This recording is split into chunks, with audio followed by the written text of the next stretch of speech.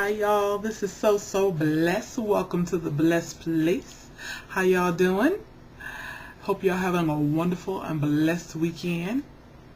Tonight we are going to talk about something that several people over the last year, I would say, have asked me to speak about. Tips on how to have a good marriage. Now, I will preface this video by saying that I, of course, everybody already know, am no kind of expert. But I will say that I do enjoy an awesome marriage.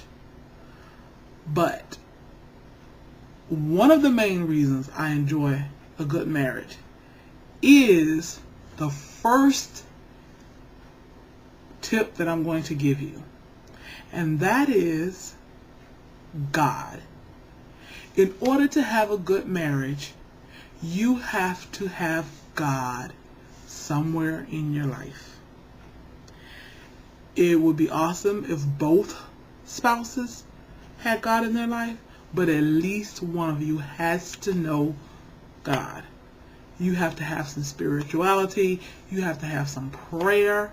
There is someone that you can cast your cares upon because he cares for you. There is someone that you could go to in prayer about your spouse. So first and foremost, you need to have the Lord in your life, because even before you get married, you want to have that relationship with the Lord that you can even ask and let your request be made known what kind of spouse you desire. Second key to a good marriage. You have to remember that you have a covenant with your spouse, and you do not have a covenant with anybody else. You do not have a covenant with your mother. You do not have a covenant with your father. You do not have a covenant with your children. I don't care if your child was there before your spouse was. Just like in my situation, my daughter is almost 21.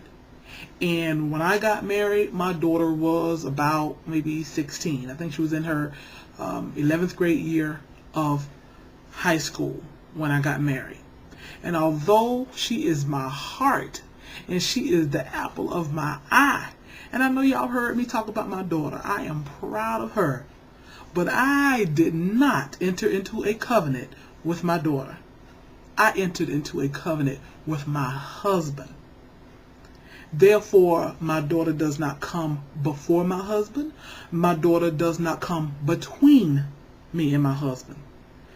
That also goes for my mother.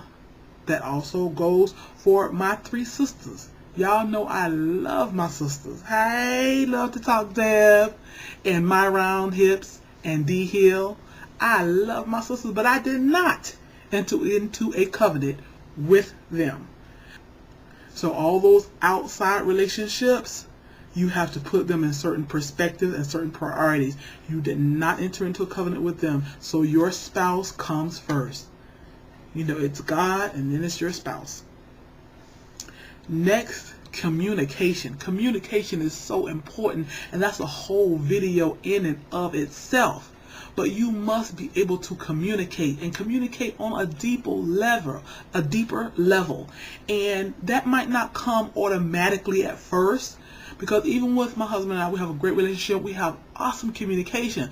But the more and more time passes and the longer we're married, the more we learn that we're peeling away at the surface of communication.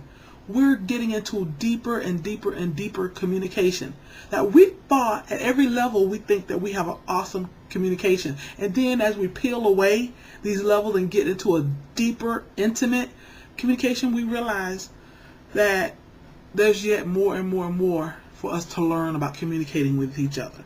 You have to learn what communicates love to your partner. And just as a sidebar, so I don't have to go too much into explaining this, but look at my video, Love Languages. I did a video somewhere, just look for love languages, and that will explain to you what I mean about how to communicate and what communicates love to your spouse. And like I said, I'm not going, because communication is a whole video in and of itself, and I'm trying to fit everything into 10 minutes. But watch that video and learn how your spouse communicates and what communicates love to your spouse, and speak your spouse's language.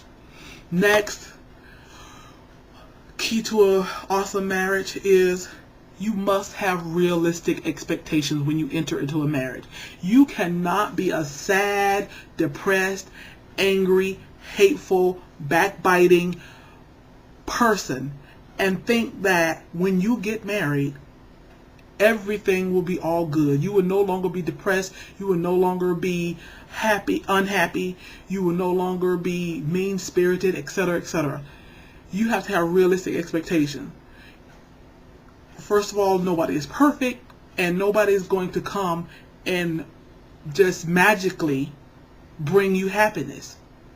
So single ladies, you have to learn to make yourself happy. You have to learn to love yourself. You have to learn to enjoy yourself. You have to have realistic expectations when you enter into a marriage. And the most realistic expectation is you have to realize that people are not perfect, and no one's going to be perfect. You're not perfect. I'm not perfect. He's not perfect. She's not perfect. Therefore, mistakes are going to happen. And that just segues into another key to a good marriage: forgiveness. Because we are not perfect, we are going to make mistakes. It's inevitable. We're going to make mistakes. Ladies, your husband is going to make a mistake. Husbands, your wives are going to make mistakes. Human nature. You want no mistake, you gotta marry a robot or somebody. And you have to make room for each other's mistakes. I've made mistakes. My husband's made mistakes. We've made mistakes together. We've made mistakes individually. We've communicated about those mistakes. We've repented about those mistakes. And we don't hold on or blame each other because of mistakes. You have to be able to forgive. And you have to allow room for mistakes, and not to throw each other's mistakes into each other's faces. And you don't ever use it as leverage. Another key to a good marriage: intimacy. It kind of goes along with communication, but it's also a physical intimacy. It's a spiritual intimacy. It's a friendship intimacy. You have to have some type of intimacy in your relationship, whether it's affection. Sometimes one partner is more affectionate than other. My husband is far, far more expressive or affectionate than I am. Verbally, he's going to tell me 3, 4, 5 times a day that he loves me. Like I say, he's more physically affectionate. I'm learning to be more affectionate. I'm learning to be more verbal about my love, but it's a process. But you must have some intimacy. I mean, if there's no intimacy, you might as well be roommates. You might as well be BFFs. And last key, of course, there are many more things that I can say, and I'm sure other people could add. And I do invite you to add, your keys to an awesome marriage. And at first I said a good marriage, but I said awesome marriage because I don't want to just settle for good. I want an awesome marriage. But my last key is fun. Have some fun in your relationship. Look forward to talking to each other at the end of the day. Look forward to having little phone calls with each other in the middle of the day. Have fun, go out in the rain and run in the rain, or laugh, talk, play, be silly. Let your little girl come out and play, and allow his little boy to come out and play. I don't care how hard this man is. I don't care how hard he works. I don't care how stoic he is. I don't care how much he may be a thug. I don't care what his situation is from A through Z, however you could characterize this man. But every man has a little boy in them. Every man. If you've never seen it, you've never allowed his little boy to come out. And every woman has a little girl in her.